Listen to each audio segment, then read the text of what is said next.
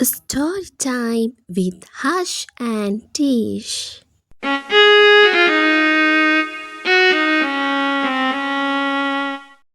ආයිබෝවන් පුංචි පොඩිත්තනේ. අද ශෂී නැන්දාලට කියලා දෙන්න ලෑස්ති වෙලා ඉන්නේ සිබිල් වෙත්තසිංහ නැන්දා ලියපු ලස්සන කතන්දරයක්. දන්නවද පොඩිත්තනේ මේ කතන්දරේ ලස්සන චිත්‍ර ඇඳලා තියෙන්නේ සිබිල් වෙත්තසිංහ නැන්දාමයි. එහෙනම් අපි මේ කතන්දරය අහන්න යමු නේද?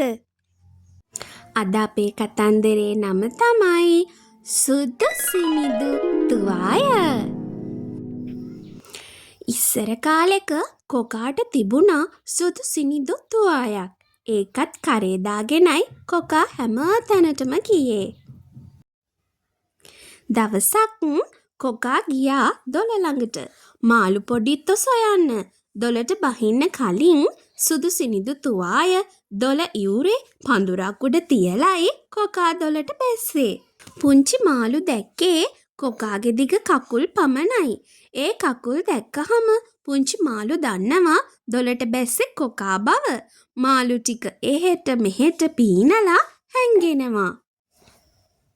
කොකා මහා වෙලාවක් මාළු සොයා දොළේ හිටියා. මේ අතර හාවෙක් පැන ආවා දොළේ උරට. හාවට ඉස්සර කාලේ සුදු සිනිදු හමක් තිබුණේ නෑ.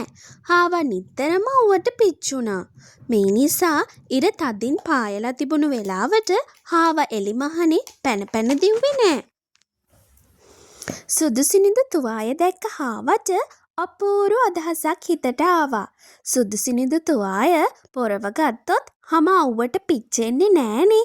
හාව සිතුවා. පඳුර උඩ තිබුණු තුවායෙන් මුළු ඇඟම වහගත්තා. ඉරව්වේ අගේට පැන දිව්වා. එදා කොකාට වැඩිය මාළු අහුනේ නෑ. කොකා ගොඩට ආවා. ආපසු නවාතැන්ට යෑම සඳහා සුදු සිනිදු තුවාය සෙව්වා. තුවාය පඳුර උඩ නැහැ. කොකා සිතුවේ එදා තුවාය ගෙනාවේ නෑ කියලා. ගෙනාවනම් තුවාය එතන තියෙන්න ඕනනේ. ඒත් කොකා මේ ගැන මහා කල්පනාවකට වැටුණා. දොළයුරේ එක අඬකින් හිටගෙන කල්පනා කළා. සුදු සිනිදු තුවාය ගෙනාවද නැද්ද කියලා. අද වනතුරු ඉඳහිට දොළයුරට ගිහින් කොකා එක අඬකින් හිටගෙන කල්පනා කරනවා. සුදු සිනිදු තුවාය දොළයුරට ගෙනාවද නැද්ද කියලා. ඉතින් පුංචි දුවේ පුතේ කොකාට නම් ඕන නෑ කරට තුවායක්. හාවට නම් ඕනේ වුණා ඇඟ ඔතන්න දෙයක්. ඉල්ලාගෙන යන්න තිබුණා උවමනාව කියලා.